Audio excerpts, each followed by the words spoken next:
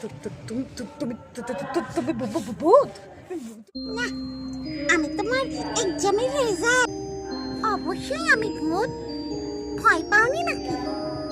আমি সে কবে থেকে এই পাড়ায় বিদ্যুৎ আসার আগে থেকে ঘুরে ঘুরে বেড়াই। তাহলে কি তুমি আমায় খেতে এসেছো? ভূতেরা সব উদ্দেশ্য পছন্দ করে না গো।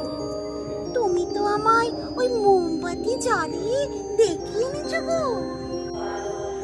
আমি তো রানী, রানী গো রানী, ভূতেদের রানী। তা আমার কথা পুরনো গল্পে শোনো নাই নাকি?